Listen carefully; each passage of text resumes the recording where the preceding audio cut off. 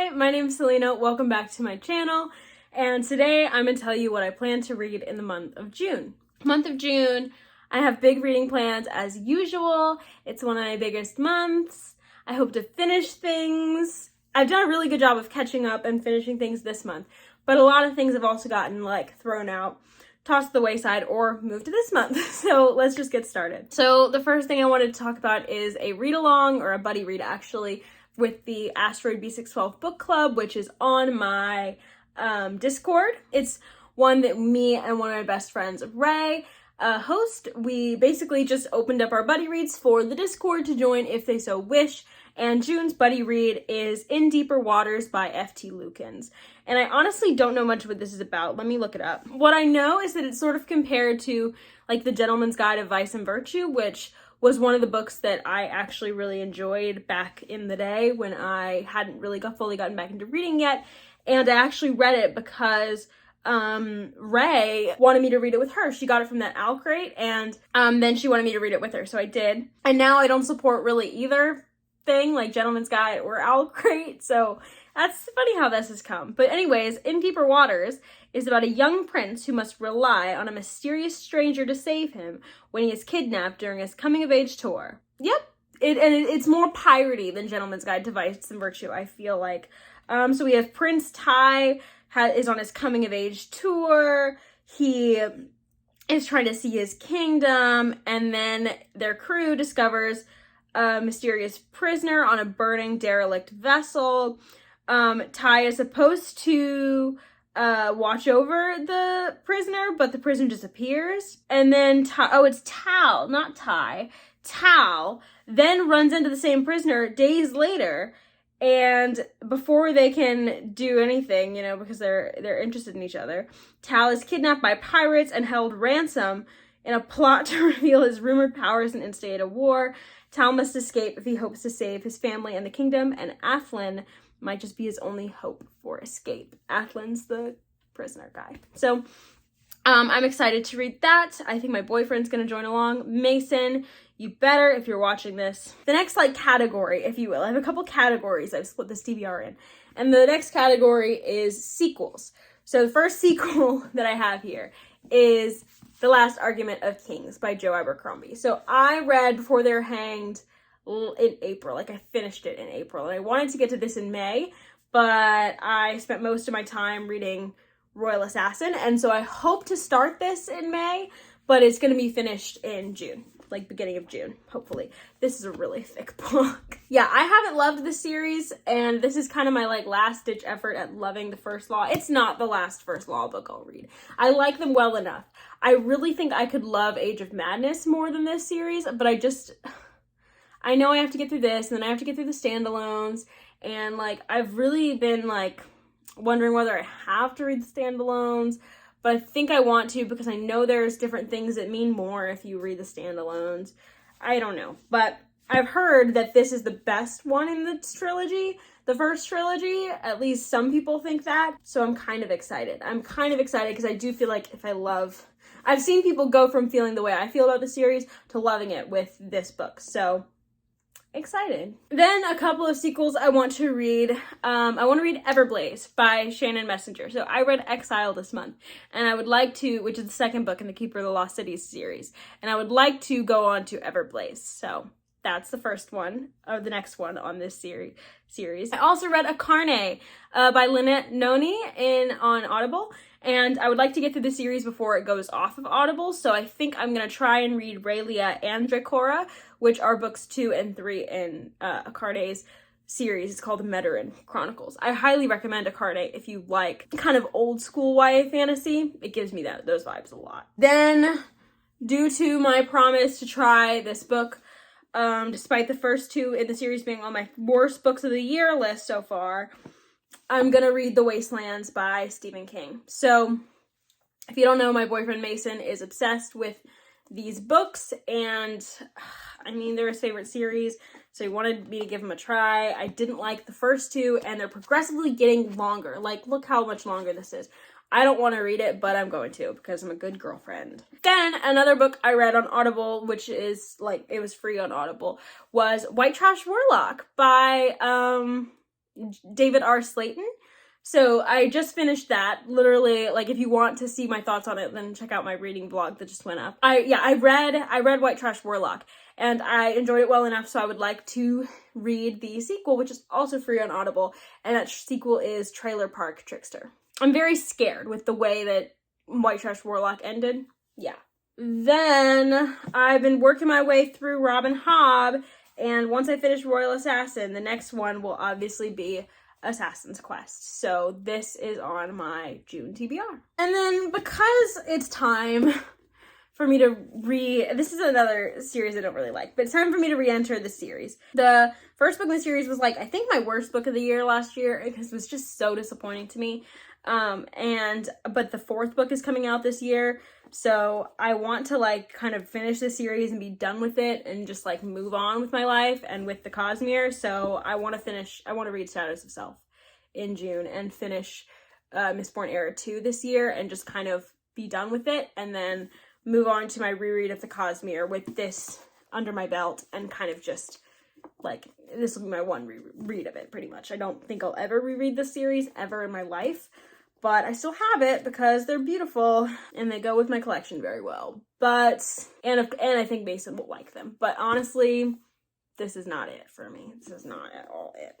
Then some continuations of series that are also new releases. So one of these I have a NetGalley arc for, so I will be reading that fairly soon, and that is Mended by, oh gosh, Alix E. Harrow. So I really loved a Spindle Splintered last year, and so I am excited to read the sequel this year that's coming out. I had some mixed reviews already, but I think, so all I wanted from this book is for a certain thing with the romance and our main character to happen, and I think it's gonna happen. And so honestly, like, fan service for me is what this book is. That's what I want. That's what I want. Another sequel that's coming out in June is For the Throne by Hannah Whitten. So I read For the Wolf, and it should have been in my favorite books of last year. It just should have been, but I don't know what I was doing. My rating system has changed, and how much I like books have changed, because For the Wolf is really just stuck with me a lot. Right? It's like a really great Beauty and the Beast retelling that's just sort of like, it's similar to a lot of things, but I thought it was really good. And I really liked the romance in it, and I really liked the vibes and the plot and the atmosphere. So I'm excited, and I think that I don't know if I'll like this next one, For the Throne, as much as For the Wolf, but I'm hopeful. I'm hopeful. So For the Throne is next on this list. Then my next category is series that I'm going to start. So the first book that's in a series I'm going to start is Age of Myth by Michael J. Sullivan. So I'm going to start this. I meant to start it this month, but couldn't get to it because I want to read this on audio, and I've read so many audiobooks this month, but I couldn't get to this one, and I'm excited. I read the last Raelia book that's out so far by Michael J. Sullivan this month, and so I'm already missing them. So Age of Myth is hopefully just what I will need, because it's not Raelia, but I've heard it's equally as lovable characters, and it's Michael J. Sullivan's writing, so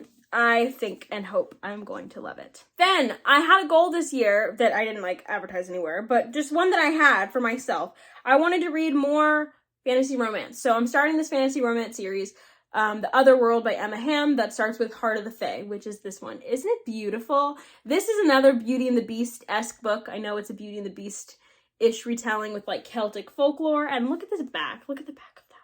Ugh, I just think this book is so gorgeous. Most of the covers in this series are absolutely stunning, and I'm super excited. I'm really excited to get into fantasy romance, because I feel like I could like it if it's enough fantasy involved, and this one's seems like a perfect place to start, because it's fairy tales, it's folkloric, it's fairy retelling with a folkloric Irish folklore world.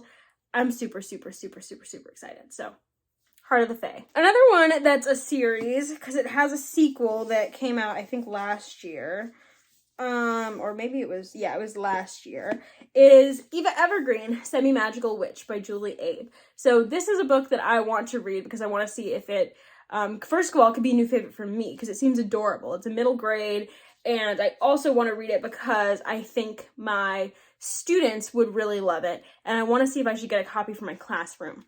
And if I don't like it that much, then I will just use this copy. And it's so cute. It's so small, and it has this cute little beautiful cover, very Studio Ghibli vibes. I'm sure I've heard that it gives like Kiki's Delivery Service vibes, which I've never seen but would like to see, and also read the book that inspired that movie. So I'm very excited to read this. I know it's about a little girl who just has a pinch of magic, but she has to save this town, and it just looks so cute. It just looks adorable. I'm really excited for this one. And then the next one that is a cute fantasy that is a standalone for now, but it's going to have more in the world, is Legends and Lattes by Travis Baldree. So this is getting lots of hype everywhere. I'm very excited to give it a try. I'm excited. I know it's like a cozy fantasy about an ogre, I think an ogre, who opens a coffee shop, and no one around her knows what a coffee shop is, but she opens one and she tries to maintain it. Sounds cute. So now we are at the part of the month where I pick out books from a jar, 2 jars actually, to see what I will read to give myself a little bit of like randomness in my life. So we'll start with sci-fi. I'm honestly getting out of a sci-fi phase a little bit, so I'm gonna pick 2 because I didn't read one last month. We will see how that goes. I have one, it's an audio because I want them both to be audio. A Psalm for the Wild build. Okay, so this is good because it's short and it's also cozy. So I think if I'm going to love a sci-fi this month in the mood I'm in, it could be this one. So A Psalm for the Wild build. Next one. Let's see, audio. Yep, here we go. Ah, I lost it. There it is. Okay. There's not very many in here, but sometimes it's hard to get them out. Okay, this is an audio. Artemis by Andy Weir. Okay. So upon thinking about it, I'm glad that this came out because I'm going to read Project Hail Mary in July for the Asteroid B612 book club.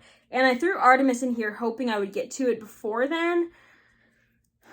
But also, Andy Weir is not my favorite. But honestly, people who don't like The Martian, who do like The Martian, who love The Martian, tended to not like this book. So maybe I will like it better than The Martian. I don't know. I'm also hoping that I'll like Project Hail Mary better than The Martian, but I don't know about that either. So my 2 sci-fi are Artemis and A Psalm for the Wild build. Interesting. Both authors I've read before and haven't loved. I read To Be Taught If Fortunate by Becky Chambers, and it was pretty good. It just wasn't like something I'm obsessed with, you know? Now this is my fantasy mug. Here we go. Let's just go for this one.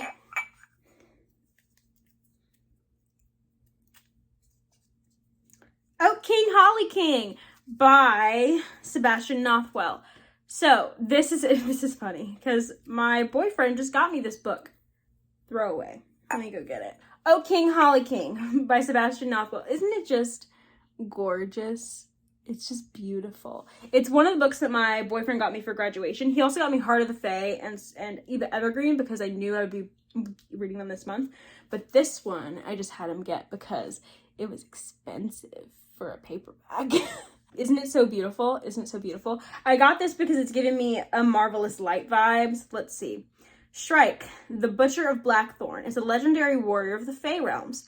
When he wins a tournament in the Court of the Silver Wheel, its queen crowns him as her Oak King, a figurehead destined to die in a ritual duel to invoke the change of seasons. Shrike is determined to survive, even if it means he must put his heart as well as his life into a mere mortal's hands. Wren Lofthouse, a London clerk, has long ago resigned himself to a life of tedium and given up his fanciful dreams. When a medieval-looking brute arrives at his office to murmur of destiny, he's inclined to think his old enemies are playing an elaborate prank. Still, he can't help but feel intrigued by the bizarre yet handsome stranger and his fantastical ramblings, whose presence stirs up emotions Ren has tried to lock away in the withered husk of his heart. As Shrike risks Ren away to a world of wild hunts and arcane rites, Ren is freed from the repression of Victorian society. But both Ren and Shrike must fight side by side to see who will claim victory, Oak King or Holly King. So, I'm super excited about this because it's queer, it's historical. Queer historical is something that I really love to see, and especially queer historical romance. Like, I'm not very interested in seeing, like, queer trauma. I am interested in queer history, but I'm not interested in just, like, queer trauma necessarily for reading. But I do love queer romance. I do love queer historical romance. I'm okay with, like, hard-hitting queer books. I just need to clarify this, especially if they're more modern.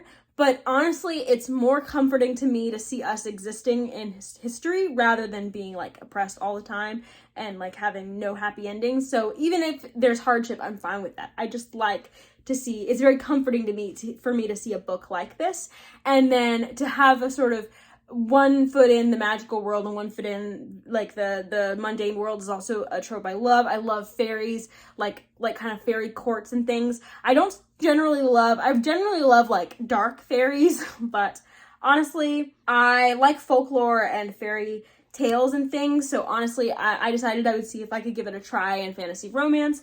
We will see. I think it will be fun. Then I wanted to pick 2 fantasy, and two more. And I honestly think I will only get to 1. But let's pick 2 and see if I can get to both. A River Enchanted by, who's it by? I have it over there. Rebecca Ross. I'll go get it. This is A River Enchanted. I'm gonna drop everything that I need. This is A River Enchanted by Rebecca Ross. I know that this one I think is very similar to a lot of the ones I'm reading. It's very, like, fairy tale-esque and whimsical of a world. I think it has a pretty big romance element. I wouldn't call it a fantasy romance, but I know it gives a lot of people YA vibes. I'm fine with that, even though it's technically adult fantasy. I've heard it's very slow and atmospheric. I just finished reading one of those books, and I thought it was really great. I had mixed feelings about some parts, but I'm excited. I'm a little wary because most people have said this is trash, but I don't want it to be. I want to love it. So, and look at this cover. I'm excited. I'm going to try to be excited at least. Is this one physical? Yeah. Ooh, the next one is Nettle and Bone by T. Kingfisher. Okay, this is the one I'm going to prioritize over A River Enchanted. I'm sorry. I just have to because it's freaking T. Kingfisher. And Nettle and Bone is one of my most anticipated releases. So Nettle and Bone just came out in April. Why does my eyebrows look really uneven? But it's just because of the way the light's hitting me. Nettle and Bone is a really new release from April, and I know it's very dark fairy tale vibes. Angela from Literature Science Alliance loved it, and we love a lot of the same books, so I'm very, very excited. I need to put this down. And so dark fairy tale, T. Kingfisher writing. I know it has to do with, like, abuse. Like, I'm fully in, and it's short, which is exactly what I need on this TBR. Look at how big this book is. Who gave Rebecca Ross the right to, it's only it's 450! 450, over 450 pages of a low fantasy. What the heck? Thank you for watching this video. These are all the books that I want to read in the month of June, and it's very heavy. I haven't owned all the books that I'm going to read, or most of the books I'm going to read in a while. I think I only have to buy Nettle and Bone. Thank you for watching this video, and I will see you next time. Bye!